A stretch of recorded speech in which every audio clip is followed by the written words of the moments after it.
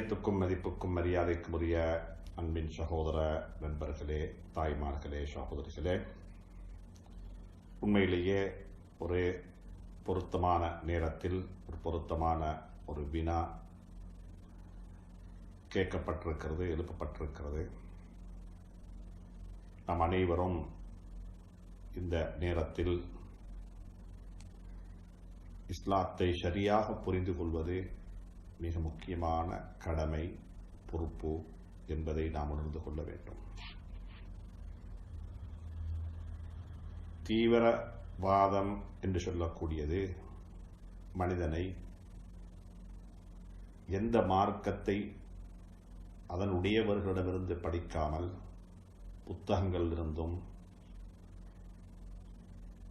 நாங்கள் சொல்லக்கூடிய ஆன்லைன் எங்களுக்கு திரை மறைவிலிருந்து யார் எங்களுடன் பேசுகிறார், கதைக்கிறார் என்பது தெரியாமல் நாங்கள் ஒன்றை விளங்குவதற்கு, படிப்பதற்கு முனையும் பொழுது எங்களை நிச்சயமாக அது தீவிரவாதத்தின் பக்கமாக கொண்டு போய் சேர்க்கும் என்பதில் எந்த விதமான சந்தேகமும் கிடையாது. அப்படிப்பட்ட தீவிரவாதத்தை விட்டும் பயங்கரவாதத்தை விட்டும் அல்லாஹ் சுப்ஹானஹு வ தஆலா நம்மையும் நம்முடைய சந்ததியினரையும் அகிலத்தாரையும் மனித கோடிகளையும் அல்லாஹ் பாதுகாக்க வேண்டும் என்று முதல் கண் இறைவனை பிரார்த்தித்துக் கொள்கின்றேன். உண்மையிலேயே சென்ற 2019 ஆண்டு ஏப்ரல் மாதம் 21 இந்த நாட்டில் மறக்க முடியாத ஒரு நாளாக மாறிவிட்டது. அந்த நாள் இதற்கு பிறகு வரக்கூடிய 24 மாதம் 21 ஞாபகப்படுத்தப்பட்டு கொண்டுதான் இருக்கும் என்பதுதான் நிச்சயம்.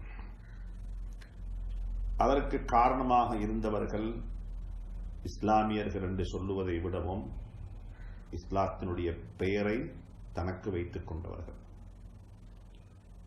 பெயர் வைப்பது யாருக்கும் லேசி. நான் இந்த இயக்கத்தை சார்ந்தவன், அந்த கொள்கையை சார்ந்தவன், அந்த மதத்தை சார்ந்தவன் என்று யாருக்கும் பெயர்களை வைத்துக் கொள்ள முடியும். ஆனால் பயங்கரவாதத்துக்கு மார்க்கம் கிடையாது, தீவிரவாதத்துக்கும் மார்க்கம் இருக்க முடியாது. மிலைச்சித்தனமான செயல்கள், அத்துமீறல், எல்லை மீறல் போன்ற விடயங்களை மார்க்கத்தினுடைய பெயரால், அது எந்த ஒரு மார்க்கமாக இருந்தாலும் மார்க்கத்தினுடைய பெயரால் செய்யக்கூடியவர்கள் அந்த மார்க்கத்துக்குரியவர்கள் அல்ல, ஆனால் அந்த மார்க்கத்தை அவர்களுடைய மார்க்கம் என்று சொல்லிக் கொள்ளக்கூடியவர்கள். அந்த அடிப்படையில் தான் ஒரு சில வாலிபர்கள் வெறுமனே அவர்களை மட்டுமல்ல முழு நாட்டையும், அதிலும் குறிப்பாக அவர்களுடைய குடும்பத்தினரை, ஏன் அவர்களுடைய பெற்றோர்கள், சகோதரர்கள், உறவினர்கள், அவருடைய குடும்பத்தில் சம்பந்தம் வைத்துக் கொண்டவர்கள் என்று சொல்லி அவர்களுக்காக வேண்டி ஐயோ பாவம் என்று கதைத்தவர்கள், பரிந்து பேசியவர்கள் என்று சொல்லி இன்னொரு சகோதரர்களை அவர்கள் அவருடைய பயங்கரவாத செயலின் காரணமாக, அந்த மிலைச்சித்தனமான நடவடிக்கைகளின் காரணமாக, அந்த அத்துமீறல், எல்லை மீறல், தீவிரவாதத்தினால் அவர்களையெல்லாம் ஒரு வகையான கஷ்டத்துக்குள்ளே போட்டுவிட்டு 20 மில்லியன், அதாவது 20 லட்சம் முஸ்லீம்களுடைய முகத்திலும் கரியை பூசிவிட்டு, உலகத்தில் வாழக்கூடிய முஸ்லீம்களுடைய முகத்திலும் கரியை பூசிவிட்டுத்தான் அந்த துரோகிகள் எங்களை விட்டு பிரிந்து போய்விட்டார்கள். அவர்களுடைய கடைசி கிரிகைகளை, ஜனாசாக்களை கூட இந்த நாட்டு முஸ்லீம்கள் பாரம் எடுக்க மறுத்து விட்டார்கள். அவர்களை கூட நாங்கள் பாரம் எடுக்கவில்லை என்பதை வரலாறு அதற்கு சாட்சியாக இருந்து கொண்டிருக்கிறது. இப்படியான ஒரு மிலைச்சித்தனமான செயலை செய்தவர்கள் தான் இந்த சகோதரர்கள், இந்த மனிதர்கள். அவர்களை எப்படி வர்ணிப்பது என்று சொல்லி எனக்கு வார்த்தைகள் வருவதில்லை. ஆனாலும் பெருமனம் கொண்ட இந்த நாட்டில் வாழக்கூடிய கிறிஸ்தவ திருச்சபை அவர்களுடைய ஒரு அறிக்கையில் நாங்கள் அவர்களை மன்னித்து விட்டோம் என்று சொல்லி அறிக்கையும் விட்டிருந்தார்கள்.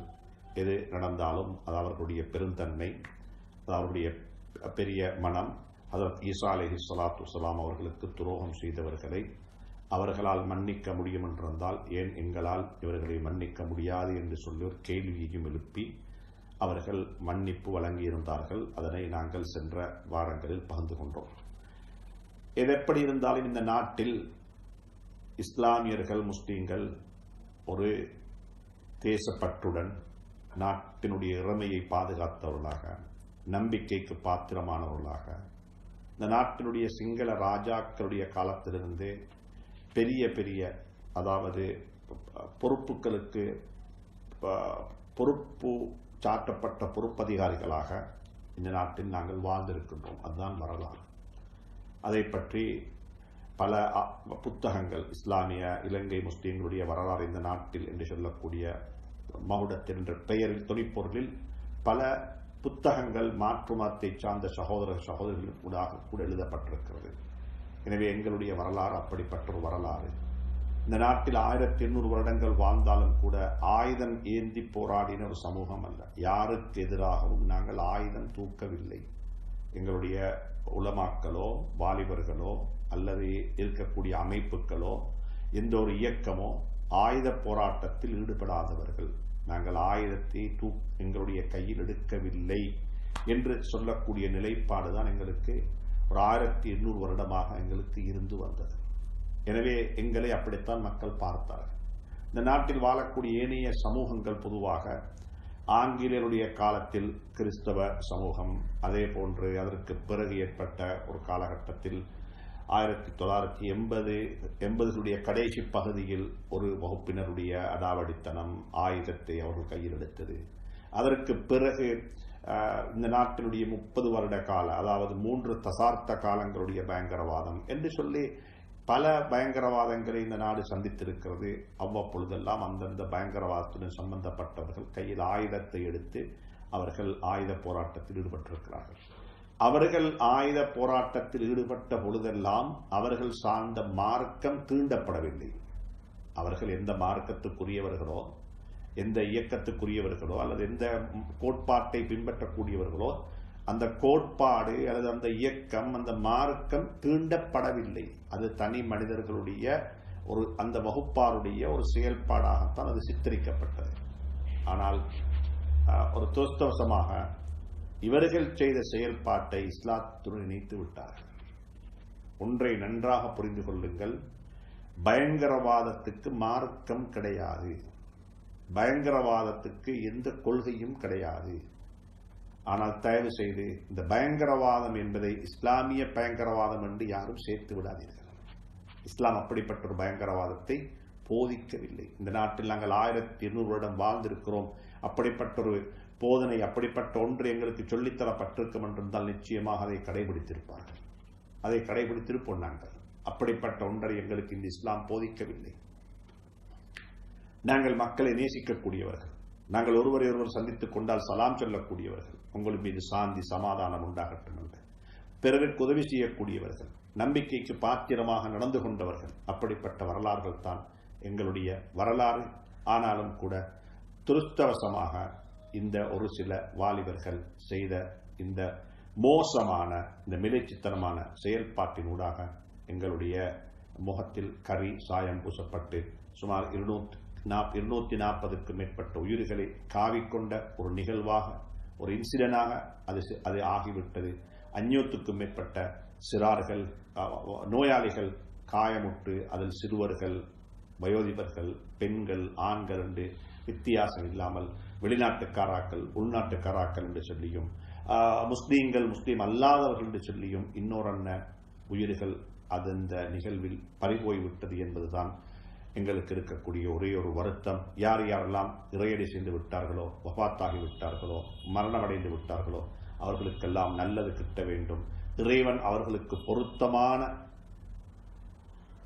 அவனுடைய அன்புக்கும் அவனுடைய பண்பும் எந்த அளவு விசாலமானதோ அதற்கு பொருத்தமான அன்பையும் பொருத்தமான அருளையும் அவர்களுக்கு இறைவன் வழங்க வேண்டும், அல்லாஹ் கொடுத்தருள வேண்டும் என்று அல்லாஹ்வை மண்டாடி அல்லாஹ்வை பிரார்த்தித்துக் கொண்டு மீண்டும் ஒரு முறை எங்களுடைய அன்பு சகோதரர்களுக்கு நான் சொல்லிக் கொள்கின்றேன், இந்த பயங்கரவாதம் என்று சொல்லக்கூடியது உலகத்தில் எப்படி வளர்கிறது? தீவிரவாதத்தை யார் வளர்க்கிறார்கள்? இது மிகப்பெரிய ஒரு இண்டஸ்ட்ரி, இது ஒரு தொழிற்சாலை, இது ஒரு தொழில். இது நடக்க வேண்டும். இது நடந்தால்தான் எங்களுக்கு வாழ முடியும். இது நடந்தால்தான் எங்களுக்கு வாழ முடியும். கம்ப்யூட்டரை உற்பத்தி செய்தவர்கள் தான் அதனுடைய வைரஸையும் உற்பத்தி செய்ய வேண்டும். அப்பதான் அந்த கம்ப்யூட்டர் இண்டஸ்ட்ரி வாழ்ந்து கொண்டிருக்கும், சாஃப்ட்வேர் இண்டஸ்ட்ரி வாழ்ந்து கொண்டிருக்கும். நோய் இருந்தால்தான் பார்மசி, வைத்தியசாலைகள் வாழ்ந்து கொண்டிருக்கும். இதெல்லாம் உலகத்தில் பேசப்படக்கூடிய சில மொழிகள். அந்த இண்டஸ்ட்ரி வாழ வேண்டும், ஆயுதம் விற்கக்கூடியவர்களுடைய வியாபாரம் நடக்க வேண்டும் என்றிருந்தால் உலகத்தில் எந்த இடத்திலாவது பிரச்சனை இருக்க வேண்டும். உங்களுக்கு அச்சுறுத்தல் இருக்கிறது, பயங்கரவாதிகள் உங்களை தாக்கி விடுவார்கள், தீவிரவாதிகள் உங்கள் மீது திட்டம் திட்டிக் கொண்டிருக்கிறார்கள் என்று சொல்லி எங்களுடைய யாரு ஆயுதம் விற்பதற்கு காத்துக் கொண்டிருக்கிறார்களோ அவர்களுடைய நிறுவனங்களை, அவர்களால் உருவாக்கப்பட்ட அந்த ஸ்டாட்டிக்ஸ் கணிப்பீடு செய்யக்கூடிய நிறுவனங்கள் அவர்களே அந்த ரிப்போர்ட்டையும் கொடுக்கிறார்கள். அவர்கள் தந்த ரிப்போர்ட்டை மையமாக வைத்து அவர்கள் சொல்லக்கூடிய கணிப்பை நாங்கள் எங்களுடைய கணிப்பாக எடுத்து அவர்கள் செய்து விற்கக்கூடிய ஆயுதத்தை நாங்கள் வாங்கி எங்களுக்குரிய நாட்டினுடைய வருமானத்தில், அதனுடைய நாட்டினுடைய பட்ஜெட்டை செய்யும் பொழுது ஆயுதம் வாங்குவதற்குத்தான் பெரிய அளவிலான ஒரு பணத்தை நாங்கள் ஒதுக்கி அந்த பணத்தை கொண்டு போய் அவர்களிடத்தில் கொடுத்து விட்டு வருவதுதான் என்று எங்களுடைய நடைமுறையாக இருந்து கொண்டிருக்கிறது. இவைகள் எல்லாம் திட்டமிடப்பட்டு உலகத்தில் செய்யப்படக்கூடிய சதி. இந்த திட்டத்தில் யாரை லேசாக கவர்ந்து கொள்ளலாம் என்று சொன்னால் வாலிபர்கள். அதற்கு மிக லேசான வழி என்ன தெரியுமா? இன்றைக்கு இருக்கிற இந்த உலகத்தில் மிக லேசான வழி ஆன்லைன் டிஸ்டன்ஸ் லேர்னிங். உஸ்தாதும் மாணவனுக்கும் இடையில் உறவு கிடையாது. உஸ்தாத் எங்கேயோ இருக்கிறாரு, அவர் யாரென்றே எங்களுக்கு தெரியாது, அவருடைய பின்புலம் தெரியாது, அவருடைய கொள்கை கோட்பாடு தெரியாது, அவருடைய நடவடிக்கைகள் தெரியாது, ஒன்றும் தெரியாது. வெறுமனே ஒரு சத்தம் அல்லது அவருடைய எழுத்துக்கள், அவருடைய பிரசன்டேஷன், இதைத்தான் நாங்கள் பார்க்கிறோம், இதைத்தான் நாங்கள் கேட்கிறோம். அவர் யார் என்று அவர் இஸ்லாத்துடைய பேர் சொல்லப்பட்ட ஒருவராக அவருடைய பேர் சித்தரிக்கப்பட்டிருக்கிறது. சுப்ஹானல்லாஹ். இவ்வளவுதான் எங்களுக்கு தெரியும். அன்புக்குரிய நண்பர்களே, சகோதரர்களே, குறிப்பாக பெற்றோர்களுக்கு சொல்லுகிறேன், குழந்தைகள் ஆன்லைன்ல மார்க்கம் படிக்கிறாங்க, இஸ்லாத்தை படித்துக் கொள்கிறார்கள். அவர்களுடைய ரிசர்ச், அவர்களுடைய நேரம் காலம் அதில்தான் கழிது என்று சொல்லி யாரும் பெருமைப்பட்டுக் கொள்ள வேண்டாம். இஸ்லாத்தினுடைய பெயரால் வழிகேட்டையும் படிக்கலாம். இஸ்லாத்தினுடைய பெயரால் வழிகேட்டையும் படித்துக் கொண்டிருக்கிறார்கள். இஸ்லாத்தினுடைய பெயரால் வழிகேட்டை படித்துக் கொண்டவர்கள் தான் இப்படிப்பட்ட நாசகார செயலை செய்து எங்களுடைய முகத்தில் கரியை பூசியிருக்கிறார்கள். எனவே பெற்றோருக்கு மிக பொறுப்புடன் சொல்லுகின்றேன், குழந்தைகள் என்ன படிக்கிறார்கள், எதை கேட்கிறார்கள், யாருடன் செக் பண்ணுகிறார்கள் என்பதை மிக உன்னிப்பாக கவனமாக இருந்து பார்த்து கொள்ளாவிட்டால், கவனித்துக் கொள்ளாவிட்டால் நிலைமைகள் ரொம்ப மோசமாக அமையலாம். எனவே குறிப்பாக உங்களுடைய பராமரிப்பில் வீடுகளுக்குள்ளே வாழக்கூடிய வாலிபர்கள் குறிவைக்கப்பட்டு பல வகையான நாசகார சக்திகள் அவர்களுடைய தலையை கழுவி அவர்களுடைய தலையில சில விஷயங்களை போட்டு அவர்கள் இப்படியெல்லாம் இஸ்லாம் சொல்லி இல்லை, இப்படித்தான் இஸ்லாம் சொல்லி இருக்கிறது. அதற்கு முதலாவது செய்யக்கூடிய வேலை என்னவென்று சொன்னால் உலமாக்களின் மீது வெறுப்பை ஏற்படுத்துவார்கள். உங்களுடைய நாட்டில் இருக்கக்கூடிய, உங்களை சூழ் இருக்கக்கூடிய உலமாக்களின் மீது வெறுப்பை ஏற்படுத்துவார்கள். இவர்களிடத்தில் மார்க்கம் படிக்க முடியாது, இவர்கள் எல்லாம் பயந்தவர்கள், கோழைகள், இவர்களுக்கு சுப்ஹானல்லாஹ் இப்படிப்பட்ட தன்மை இருக்கிறது, அப்படிப்பட்டது இருக்கிறது, இவர்களுக்கு இஸ்லாத்தை இவர்களுடைய இந்த மதரசாக்களில் பழைய திட்டத்தில் படித்திருக்கிறார்கள். இந்த நாட்டில் நாங்கள் தாவா செய்ய வேண்டும், இந்த நாட்டை இஸ்லாமிய நாடாக மாற்ற வேண்டும், இந்த நாட்டுக்குள்ள இஸ்லாமிய ஆட்சியை கொண்டு வர வேண்டும் என்று சொல்லி எல்லாம் பல வகையான கருத்துக்களை கொஞ்சமாக திணித்து அவர்கள் உயிரையும் ஆய்த்துக் கொள்ளக்கூடிய அளவுக்கு அவர்களை ஆயத்தப்படுத்துவதற்குரிய டெக்னிக்ஸ், அதற்குரிய முறை அவர்களுக்கு தெரியும். அதை அவர்கள் மிகவும் அழகாக செய்து முடிப்பதற்குரிய வளம் பெற்ற, ட்ரெயின் பண்ணப்பட்ட, பயிற்சி எடுத்தவர்கள் அந்த துறை சார்ந்தவர்களாக கொண்டிருப்பார்கள். எனவே மீண்டும் ஒருமுறை பெற்றோருக்கு சொல்லுகின்றேன், அன்பாக சொல்லுகின்றேன், குழந்தைகளுடைய விடயத்தில் கவனம் செலுத்திக் கொள்ளுங்கள். வெளித்தோட்டத்தில் அவர்கள் செய்யக்கூடிய நல்லக படிக்கிறார்கள், குர்ஆனைத்தான் படித்துக் கொண்டிருக்கிறார்கள், ஹதீஸுடைய கிதாபுகள் தான் கையில் இருக்கிறது என்று நானும் நீங்களும் சந்தோஷப்பட்டுக் கொள்ளலாம். ஆனால் அந்த ஹதீஸுடைய கிதாபும் அந்த குர்ஆனும் இவர்களை கையில் வைத்துக் கொண்டு யாரு கற்றுக் கொடுக்கிறார்கள்? ஏனென்றால் குர்ஆனை தனியே படிக்க முடியாது. ஹஜ்ரத் ரசூலுல்லாஹி ஸல்லல்லாஹு அலைஹி வஸல்லம் அவர்களுக்கு கூட இந்த குர்ஆனை கற்றுக் கொடுப்பதற்கு அல்லாஹ் சுப்ஹானஹு வ தஆலா ஒரு சத்தத்தை அனுப்பவில்லை. ஒரு டிஸ்டன்ஸ்ல இருந்து ஒருவர் வந்து சொல்லிக் கொடுக்க இல்லை. ஜிப்ரீல் அலைஹிஸ்ஸலாத்து வஸ்ஸலாம் அவர்கள் நேரடியாக வந்தார்கள். ஸல்லல்லாஹு அலைஹி வஸல்லம் அவதிப்பட்டார்கள். அவர்களுக்கு அது கஷ்டமாகத்தான் இருந்துச்சு. நாங்கள் எல்லாரும் படிச்சிருக்கிறோம். முதல் நாள் இக்ரா என்று சொன்ன சந்தர்ப்பத்தில் அவர்கள் மா அன பிகாரி, நான் ஓதக்கூடியவன் அல்ல, கட்டி அணைத்தார்கள், பயந்து விட்டார்கள், நடுங்கினார்கள். அன்னை ஆயிஷா சித்திகா ரலியல்லாஹு தஆலா அன்ஹா மிக தெளிவாக சொல்கிறார்கள், வஹி வரும் பொழுதெல்லாம் ஸல்லல்லாஹு அலைஹி வஸல்லம் வேர்த்து கொட்டும், வேர்த்து வடியும், முகம் அப்படியே சிவத்து விடும். அந்த சுமையை சுமந்து கொள்வதில் வருத்தப்படுவார்கள். இன்னா சனுல்கி அலைக கௌலன் ஸகீலா, இல்மு அறிவென்பது சுப்ஹானல்லாஹ். அப்படிப்பட்ட நிலையில இருந்துதான் ஸல்லல்லாஹு அலைஹி வஸல்லம் அவர்கள் கூட ஜிப்ரீல் அலைஹிஸ்ஸலாத்து வஸ்ஸலாம் அவர்களை சந்தித்தார்கள். எனவே அன்புக்குரிய பெற்றோர்களே, தாய்மார்களே, சகோதரர்களே, இந்த விடயத்தில் மிக கவனமாக இருக்க வேண்டும். இன்னும் ஒரு ஹதீஸ் என்றும் சொல்லப்பட்டிருக்கிறது. அது நபி ஸல்லல்லாஹு பின்னால் வந்த சஹாபாக்களுடைய கருத்து என்றும் சொல்லப்பட்டிருக்கிறது.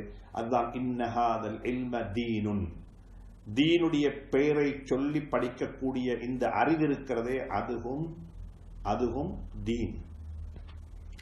தீன் என்று நீங்க சொல்லக்கூடிய உங்களுடைய மார்க்கம் இருக்கிறதே, அந்த மார்க்கத்துடைய பெயரை சொல்லி நீங்கள் படிக்கக்கூடிய இந்த இல்ம் இருக்கிறதே, இதுவும் தீனின் ஒரு பகுதி.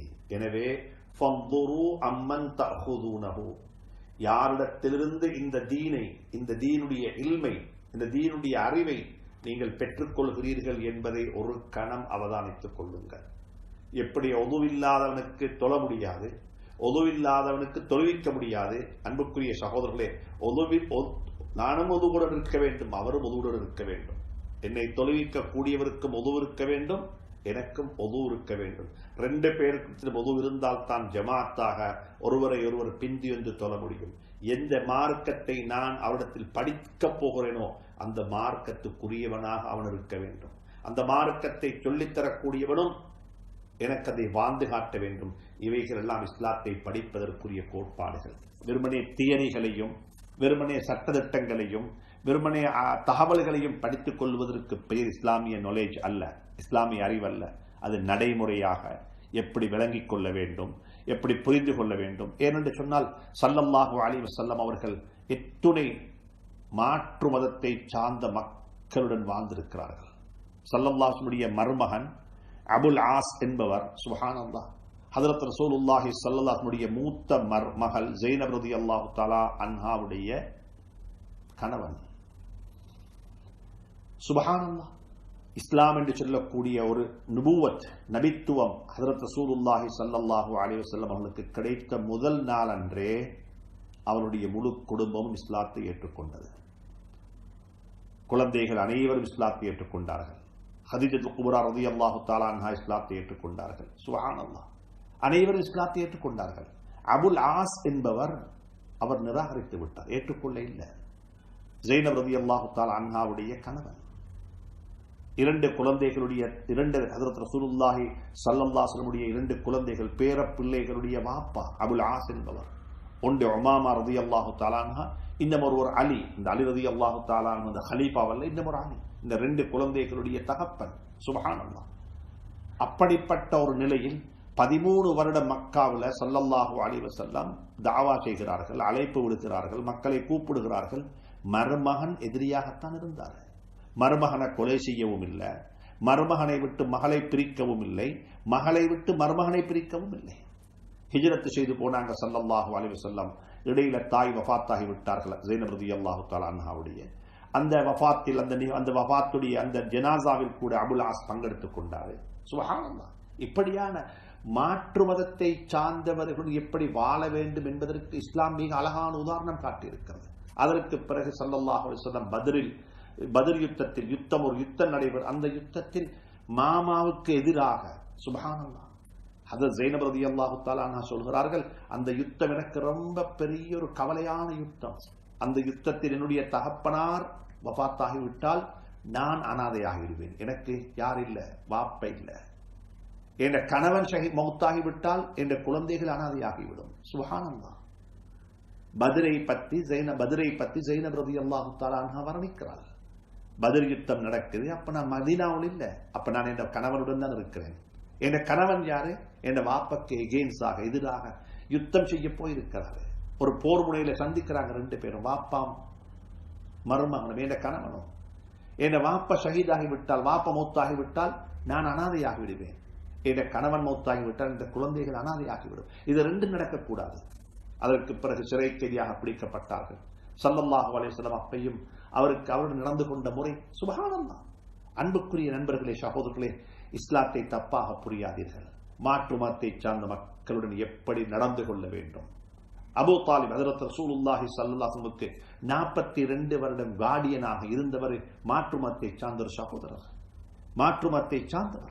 ஸல்லல்லாஹு அலைஹி வஸல்லம் மிக தெளிவாக சொன்னார்கள், என்னால முடியுமான அளவு நான் அவருக்கு மார்க்கத்தை சொன்னேன். ஏற்றுக்கொள்வது ஏற்றுக்கொள்ளாமல் இருப்பது அவருடைய விருப்பம்.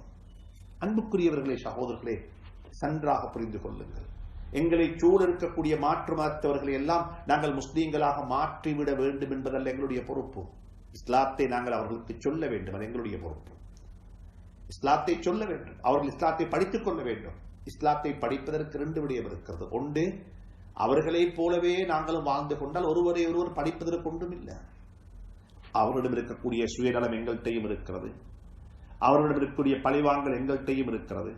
அவர்களை போன்றுதான் நாங்களும் வியாபாரம் செய்கிறோம், கொடுக்கல் வாங்கல் செய்கிறோம். எந்த வித்தியாசமும் இல்லை. வட்டி என்பது எங்களுக்கும் அவர்களுக்கும் இடையில் எங்களை பிரித்து காட்டவில்லை. பண்பாடு என்பது எங்களையும் அவர்களை பிரித்து காட்டவில்லை. அப்படிப்பட்ட ஒரு சந்தர்ப்பத்தில் அவர்கள் எங்களை பார்த்து எதை படிப்பார்கள்? நீங்க ஏன் வட்டி வாங்குறீங்க? இல்ல, உங்களுடைய வாழ்க்கை ஏன் இப்படி வித்தியாசமாக இருக்கிறது? அவர்கள் கேட்டு வரக்கூடிய அளவுக்கு எங்களுடைய வாழ்க்கை வித்தியாசமாக தென்படவில்லை அவர்களுக்கு.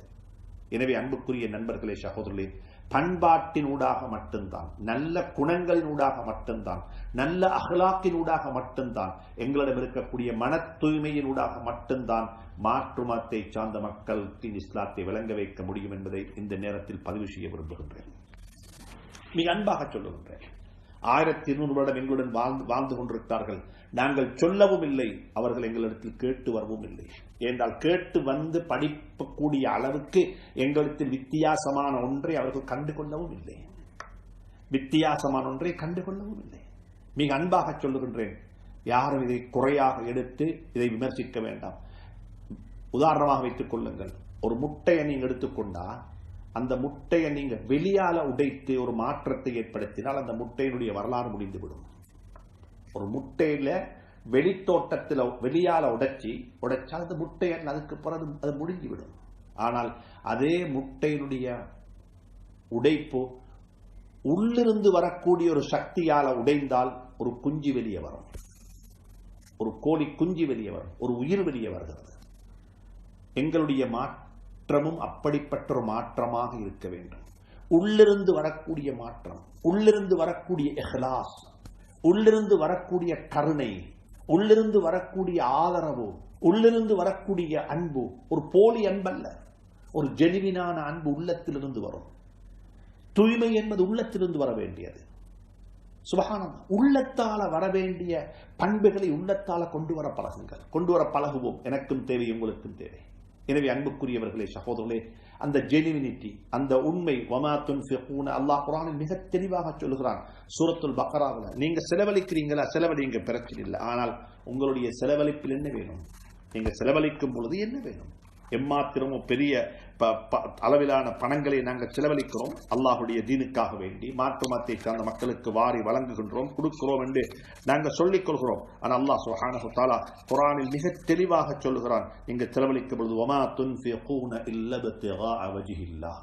நீங்க செலவழிக்கிறீங்களா, யாருக்கு கொடுத்தாலும் சரி, உங்களோட மனைவிக்கு செலவழிச்சாலும் சரி, பிள்ளைகளுக்கு செலவழிச்சாலும் சரி, பக்கத்து வீட்டுக்காராக்களுக்கு கொடுத்தாலும் சரி, நீங்க கேட்டு வரக்கூடிய மக்களுக்கு கொடுத்தாலும் சரி, யாருக்கு கொடுத்தாலும் வமா துன்ஃபிகூன இல்லா பித்திகாஅ வஜ்ஹில்லாஹ். அவர்கள் செலவழிப்பார்கள், அல்லாஹ்வுடைய பொருத்தத்தை நாடி மட்டும்தான் செலவழிப்பார்கள். சூரத்துல் பக்ராவுடைய 272வது ஆயத். அல்லாஹ் சுப்ஹானஹு வ தஆலா மிக தெளிவாக சொல்லுகிறான். எனவே இந்த இவைகள் எல்லாம் உள்ளத்தால வர வேண்டியவைகள், இது வெளியால கொண்டு வர முடியாது. ஆனால் எங்களுடைய இஸ்லாத்தை அவர்கள் வெளியில தான் பார்த்துக் கொள்ள முடியும்.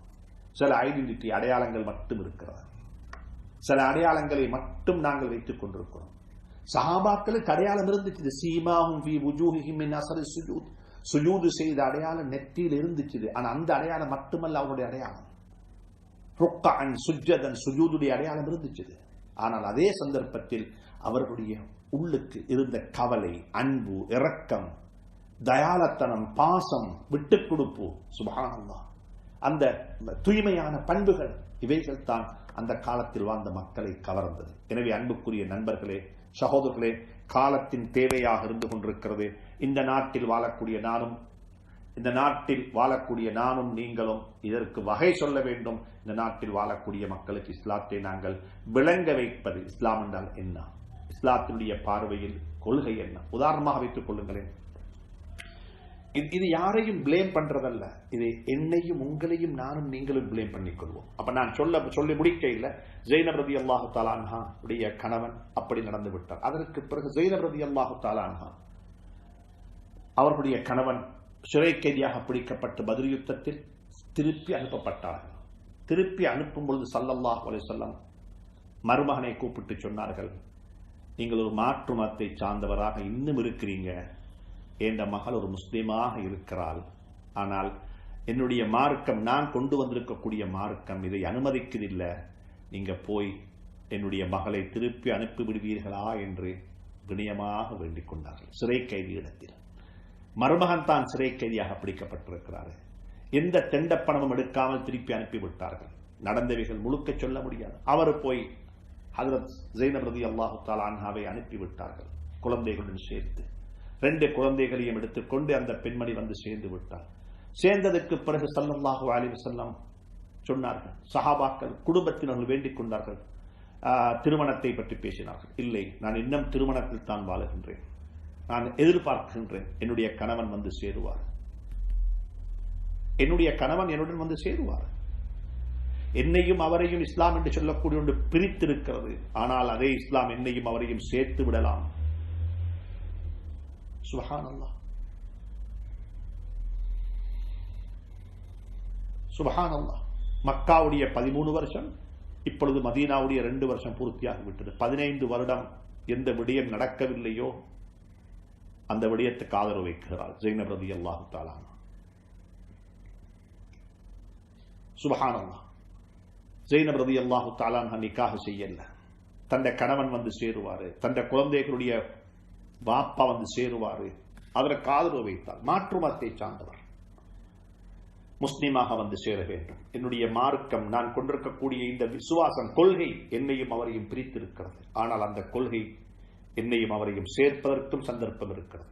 சுப்ஹானல்லாஹ். அதற்கு பிறகு கடைசியாக ஃபத்ஹ் மக்காவுக்கு பிறகு ஸல்லல்லாஹு அலைஹி வஸல்லம் வஃபாத்துக்கு கிட்டத்தட்ட 2 வருடங்களுக்கு முன்னால் தான்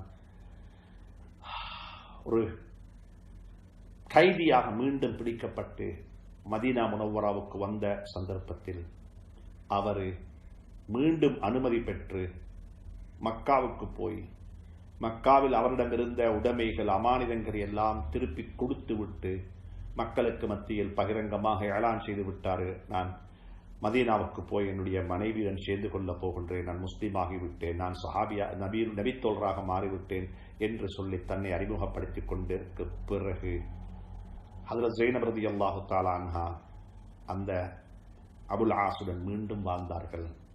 அதற்கு பிறகு 1 வருட காலத்தில் அவர்கள் வஃபாத்தாகிவிட்டார்கள். சுப்ஹானல்லாஹ். அன்புக்குரியவர்களே, கொஞ்சம் யோசிக்க பார்ப்போம். இந்த மார்க்கத்தை யார் சொல்றது? இந்த மார்க்கத்தை யார் விளங்கப்படுத்துறது? நாங்க எப்பயாவது எங்களுடைய ஜனாசாக்கள் பத்த வைக்கப்படுகிறது என்ற ஒரு பிரச்சனை வரக்குள்ள நாங்கள் எல்லாரும் அதை பேசினோம். கட்டாயம் பேசத்தான் வேண்டும். அது எங்களுடைய ரைட்ஸ். அதை கேட்பதற்குரிய ரைட்ஸ் எங்களுக்கு இந்த நாட்டு மக்கள் என்ற அடிப்படையில் எங்களுக்கு இருக்கிறது. இந்த நாட்டில் அப்படிப்பட்ட உரிமைகளை வென்றெடுக்க முடியும், எங்களுக்கு முடியும். எங்களுடைய உரிமைகளை எங்களுக்கு எடுக்க முடியும். மாற்று மதத்தை சார்ந்த அன்பு சகோதரருடைய உடைமைகளை அவர்களுக்கு எடுக்க முடியும். இந்த நாட்டில் வாழக்கூடிய கிறிஸ்தவ சகோதரர்களுக்கு அவருடைய உரிமைகளை பெற்றெடுக்க முடியும். ஒவ்வொருத்தருக்கும் முறையாக அந்த உரிமைகளை பெற்றெடுப்பதற்குரிய அதிகாரம் தரப்பட்டிருக்கிறது. அந்த முறையாக அது பித்னா கலப்பி சண்டைப்படுத்தி ஒரு அந்த முறையில் அல்ல, எல்லாத்துக்கும் ஒரு முறை இருக்கிறது. வல் பித்னத்து அஷத்து மினல் கத்ல், பித்னா செய்யக்கூடாது. நாங்கள் பித்னாவுக்காக செய்ய மாட்டோம், முறையாக நாங்கள் ஒன்றை வென்றெடுப்போம். ஆனால் அன்புக்குரியவர்களே, கொஞ்சம் யோசிப்போமே. பத்த வைக்கக்கூடாது என்பது எங்களுடைய உடம்பை மட்டுமல்ல, மனிதனுடைய உடம்பு பத்த வைக்கப்படக்கூடாது. ஒரு மனித உடம்பு பத்த வைக்கப்படக்கூடாது. வலக்கது கர்ரம்னா பனி ஆதம், ஆதமுடைய மக்களை நாங்கள் கண்ணியப்படுத்தி இருக்கிறோம் என்று குர்ஆன் சொல்லி இருக்கிறது. உலமாக்கள் மிக தெளிவாக இருக்கிறார்கள். மனித உடம்பு பத்த வைக்கப்படக்கூடியதல்ல. மனித உடம்பு மண்ணால் படைக்கப்பட்ட உடம்பை மண்ணின் பக்கமாக திருப்பி அனுப்பிவிட வேண்டும். அது எங்களுக்கு மட்டுமல்ல, அனைவருக்கும் சொந்தமானது. எப்பயாவது ஒரு நாள் இந்த நாட்டில் முஸ்லீம்களாக வாழக்கூடிய நாங்கள் இந்த நாட்டினுடைய அரசாங்கத்துக்கோ இந்த நாட்டினுடைய பெரும்பான்மை சமூகத்துடைய திரு சபைகளுக்கோ எப்பயாவது ஒரு நாள் சொல்லி இருப்போமா, எங்களுடைய மார்க்கத்தில் நீங்கள் செய்யக்கூடிய இந்த கர்மம் எங்களை ரொம்ப நோவிக்கிறது. இவர்கள் மனிதர்கள், நாங்கள் இவர்களை வாழும் பொழுதும் நேசித்தோம், மௌத்தானத்துக்கு பிறகும் நேசிக்கிறோம், இவர்களை ஜனாசாக்கள் நாங்கள் பங்கெடுக்கின்றோம். ஆனால் ஜனாசாக்கள் பத்த வைக்கப்படக்கூடிய இடங்களுக்கு எங்களுக்கு வருவதற்கு எங்களுடைய மார்க்கம் அனுமதிக்குதில்லை. நெருப்பினால் யாரையும் வேதனை செய்யப்படக்கூடாது, நெருப்பினால் யாரையும் பத்த வைக்கப்படக்கூடாது என்பதை எங்களுடைய மார்க்கம் எங்களுக்கு சொல்லித் தந்திருக்கிறது என்று சொல்லி எப்பயாவது ஒரு நாள் நானும் சொல்ல இல்லை, நீங்களும் சொல்ல இல்லை, எங்கட ஒன்று வந்த நாங்கள் எல்லாரும் குரல் கொடுக்கின்றோம். இந்த ஒரு உதாரணம் போதும். இந்த நாட்டில் நாங்கள் இஸ்லாத்தை வெறுமனே எப்படி சொல்லி இருக்கின்றோம். இஸ்லாம் சொல்லுகிறது எந்த ஒரு உடம்பு மனிதன் பத்த வைக்கப்படக்கூடாது, நெருப்பினால் வேதனை செய்வதற்குரிய அதிகாரம் யாருக்கும் கொடுக்கப்படவில்லை. மனிதனை மண்ணால் படைத்திருக்கிறோம், மண்ணுக்கே திருப்பி அனுப்பிவிடுங்கள், குர்ஆன் சொல்லி இருக்கிறது. இது ஒரு கொள்கை. இந்த கொள்கையை நாங்க குறைஞ்சபட்சம் தபலீகாவது செஞ்சிருக்கிறோமா, எட்டி வைத்திருக்கிறோமா? நாங்க அப்படி கூட செய்யல. எனவே இந்த நாட்டில் எங்களுக்கு நடந்தது சென்ற ஏப்ரல் மாதம் 21ஆம் தேதி நடைபெற்ற நிகழ்ச்சி ஒரு மிலைச்சித்தனமான ஒரு பயங்கரவாத செயல், ஒரு அத்துமீறல், ஒரு எல்லை மீறல், ஒரு தீவிரவாத தாக்குதல். அதில் எந்த விதமான மாற்று கருத்துக்கும் இடமில்லை. இஸ்லாத்துக்கும் அதுக்கும் எந்த சம்பந்தமும் கிடையாது. இஸ்லாமியர்களுடைய பெயரை சொல்லி நடாத்தப்பட்ட ஒரு செயல், ஒரு சதி. அதற்கு பின்னால் யாரெல்லாம் இருந்தார்களோ அவர்களை எல்லாம் அல்லாஹ் நிச்சயமாக தண்டிப்பான். ஏனென்றால் அவர்கள் பழி சுமத்தியவர்கள், திட்டம் தீட்டியவர்கள் யாரெல்லாம் இருப்பார்களோ அவர்களை எல்லாம் இறைவன் ஒரு கணம் பார்த்துக் கொள்வான். ஏனென்றால் இதை வைத்து எத்தனையோ சகோதரர்கள் கூதல் காய்ந்து கொண்டிருக்கிறார்கள். இந்த நிகழ்ச்சியை வைத்து ஒரு பெரிய ஒரு சமூகம் கூதல் காய்ந்து கொண்டிருக்கிறார்கள். அவர்களுக்கு நாங்கள் அன்பாக சொல்லிக் கொள்கின்றோம், நீங்கள் காயக்கூடிய கூதல் உங்களுக்கு ஆரோக்கியமானதாக இருக்க மாட்டாது. நீங்கள் காயக்கூடிய கூதல் உங்களுக்கு ஆரோக்கியமானதாக இருக்க மாட்டாது. நீங்கள் தெரிந்து செய்தாலும் சரி, தெரியாமல் செய்தாலும் சரி, மிக அன்பாக சொல்லுகின்றேன், இதை வைத்து இந்த 20 லட்சம் முஸ்லீம்களுடைய மனதையும் புண்படுத்தாதீர்கள். நாங்கள் மிக தெளிவாக சொல்லுகின்றோம், படைத்தவனின் மீது ஆணையிட்டு சொல்லுகின்றோம், இதற்கும் எங்களுக்கும் சம்பந்தம் கிடையாது. இந்த பயங்கரவாதத்தை நாங்கள் வளர்க்கவில்லை, இந்த பயங்கரவாதத்துக்கு நாங்கள் துணை போகவில்லை. இந்த பயங்கரவாதம் எங்களுக்கு மத்தியில் எப்படி வந்து சேர்ந்தது என்பது எங்களுக்கு தெரியாது. என்றால் அவர்கள் இந்த நாட்டை கடந்து போக வேண்டும் என்றிருந்தால் அதை கடந்து போவதற்கு முஸ்லீம்களுக்கு என்று சொல்லி தனியொரு ஏர்போர்ட் கிடையாது. இந்த நாட்டுக்கு மீண்டும் வரும்பொழுது முஸ்லீம்களுக்கு என்று தனியொரு ஏர்போர்ட் கிடையாது. அவர்கள் வந்தது, அவர்கள் போனது, அவருடைய நடவடிக்கைகள், அவர்கள் பேசின பாவித்த தொலைபேசிகள் அனைத்தும் இந்த நாட்டு அனைத்து மக்களுக்கும் சொந்தமானது. மற்றவர்களுடைய பேச்சுக்களை எல்லாம் துப்பறிய முடியும் என்றிருந்தால், கேட்க முடியும் என்றிருந்தால், நடவடிக்கைகளை உன்னிப்பாக அவதானிக்க முடியும் என்றிருந்தால், அதற்குரிய வசதிகள் இந்த நாட்டில் இருக்கும் என்றிருந்தால், ஏன் அவர்களுக்கு அது அவர்களுடைய பேச்சுவார்த்தைகள் அப்படியாக கவனிக்கப்படவில்லை? அதற்கு முன்கூட்டியே பல தரப்பினர்கள், பல வகுப்பினர்கள் போலீஸ் நிறுவனங்களின் ஊடாக எல்லாம் சொல்ல அவர்களிடத்தில் போய் அன்றி போட்டு முன்னெச்சரிக்கை செய்தும் கூட அது பராமுகமாக இருந்தது எதற்காக வேண்டி என்று சொல்லக்கூடிய பல கேள்விகள் இதற்கு பின்னால் இருக்கிறது. நாங்கள் ஒன்றை மாத்திரம் நம்பவில்லை, யூகிக்கின்றோம். இந்த நிகழ்வை வைத்து பலர் கூதல் காய்ந்து கொண்டிருக்கிறார்கள்.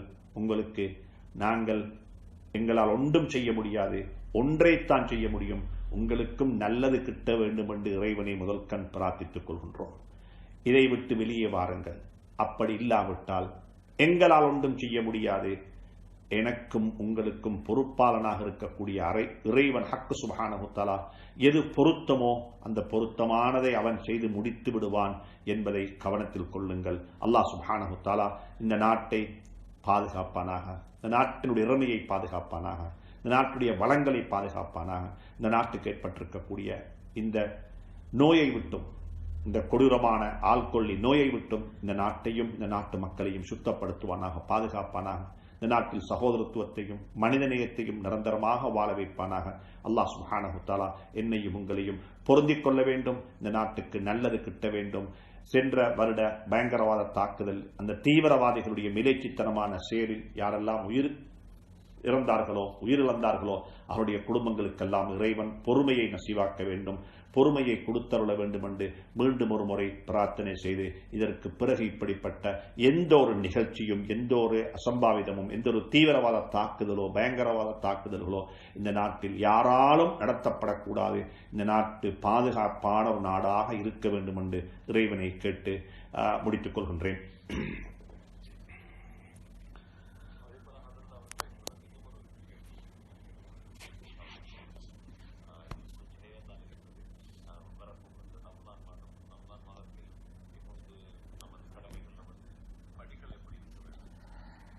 அல்லாஹு அக்பர். என்ன சொல்லுவது,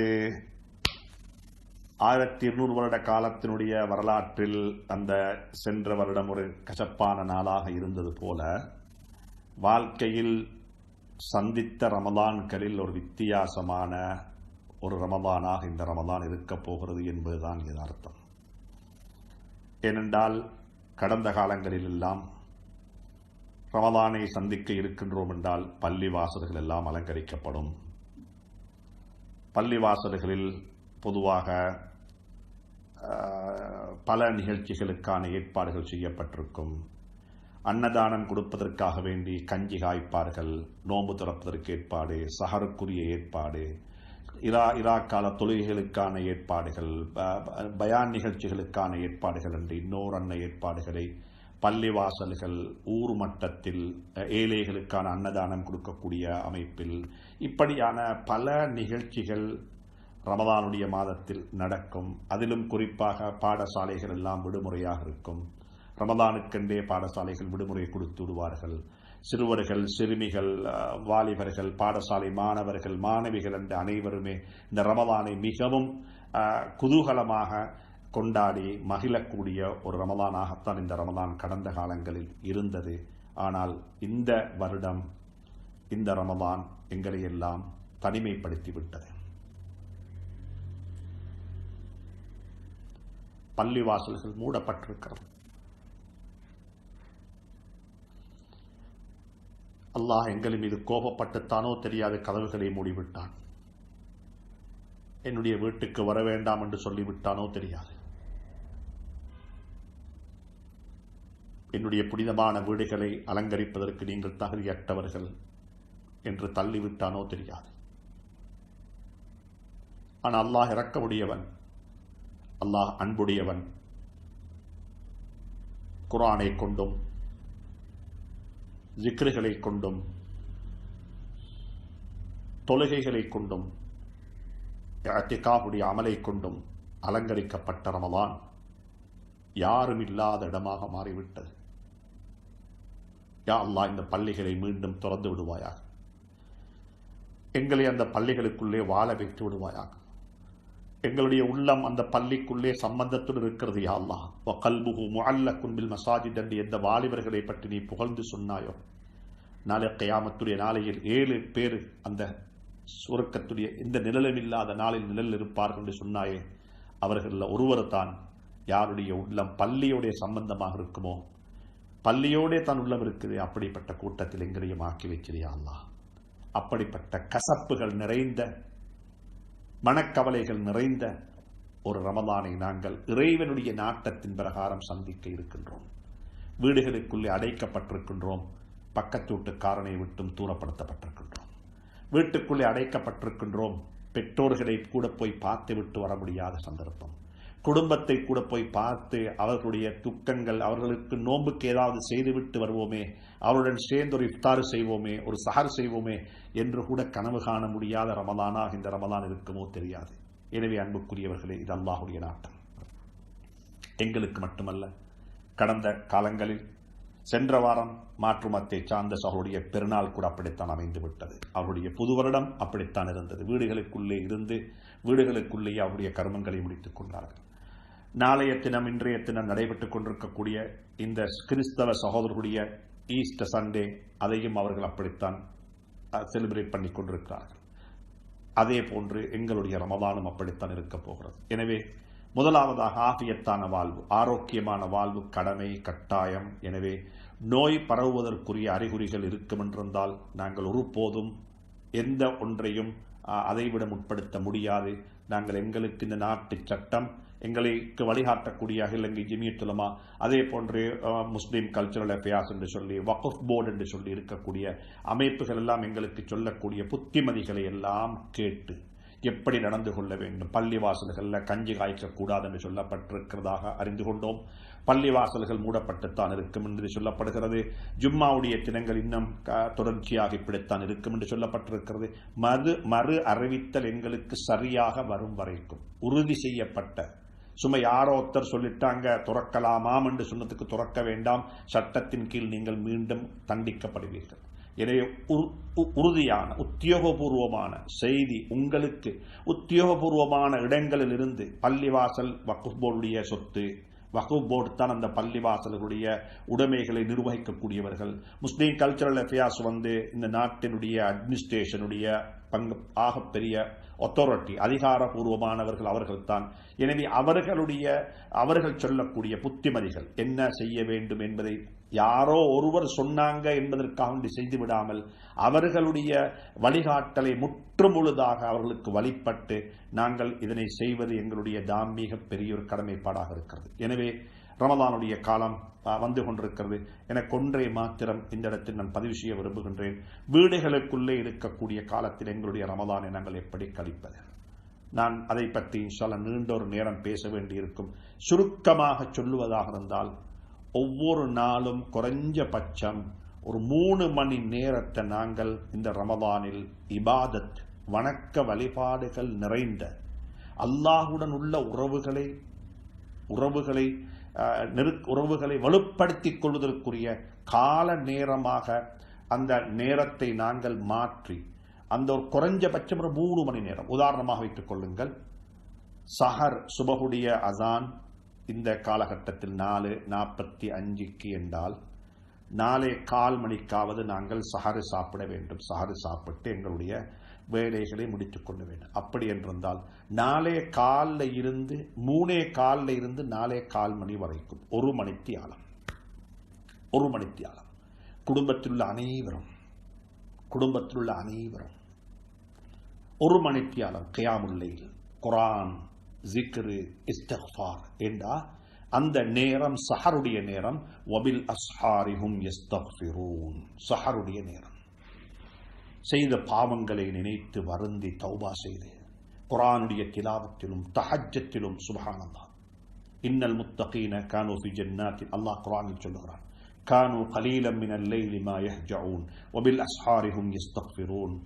சுப்ஹானல்லாஹ். இராக் கால தொழுகைகள், ஒரு ஃபஜ்ருடைய அசானுக்கு 1.5 மணி நேரத்துக்கு முன்னால கட்டாயம் எழும்பி பிந்தின 1/2 மணி நேரம் சஹர் சாப்பாட்டுக்காகவும், அதற்கு முந்தியுள்ள 1 மணி நேரம் அதற்காகவும், அதற்கு பிறகு சுபஹுடைய தொழுகைக்கு பிறகு 1 மணி நேரம், முக்கியமான பரக்கத்தான் அழகான நேரம்.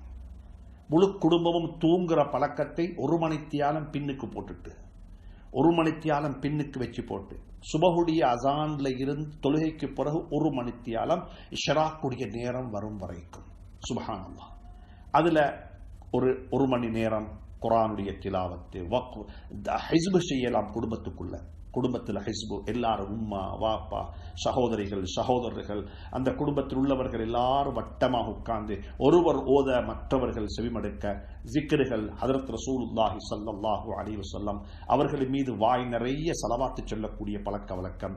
இது 1 மணி நேரம். அதே போன்று இஃப்தாருக்கு முந்தி 1 மணி நேரம், இஃப்தாருக்கு முந்தி 1 மணி நேரம் கட்டாயமாக எல்லாருமாக சேர்ந்து துஆ செய்து குடும்பங்கள் சின்ன பிள்ளைகள் இருக்கிறாங்களா, வாப்பா துஆ செய்யட்டுமே,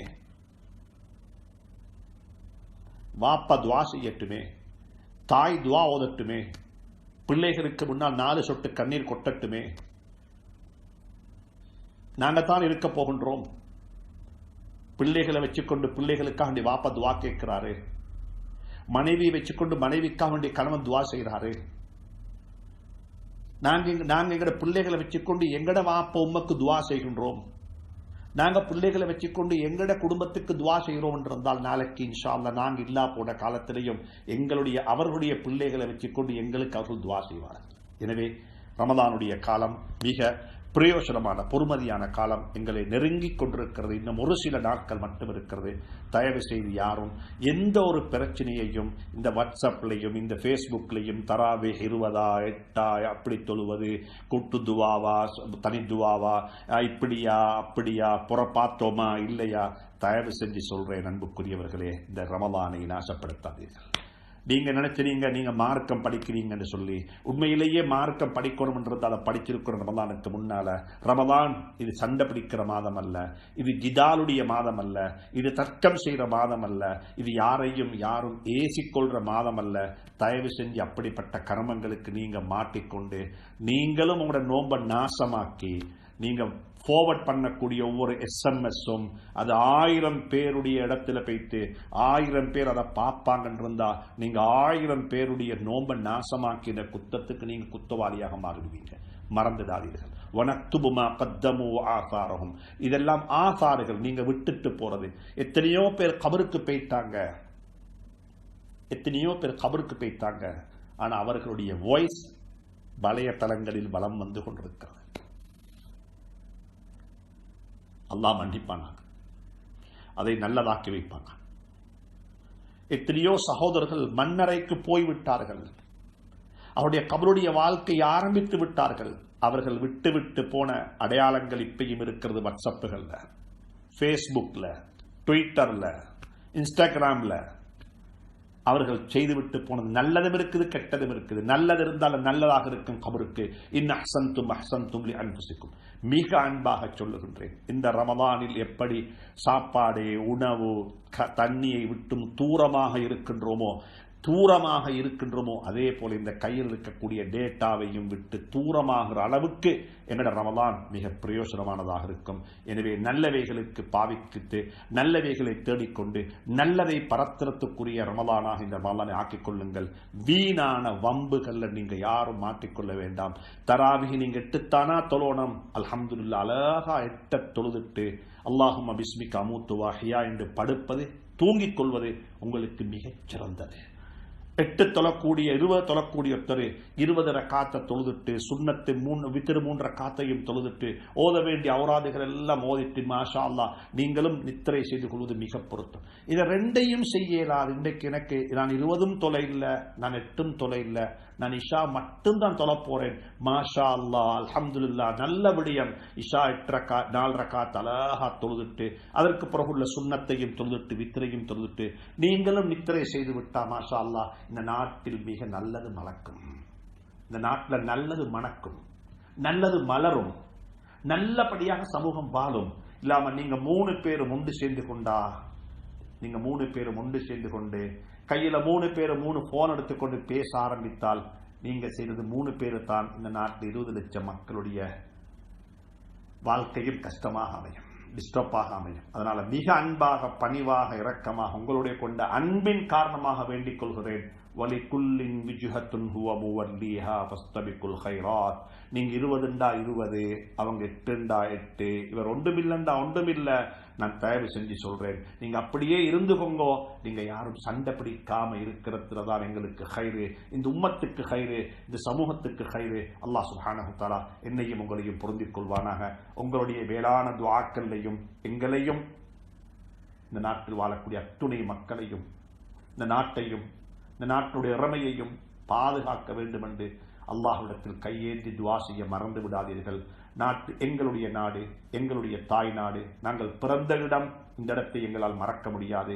இதே இடத்தில் தான் எங்களுடைய முன்னோர் அடக்கம் செய்யப்பட்டும் இருக்கிறார்கள்.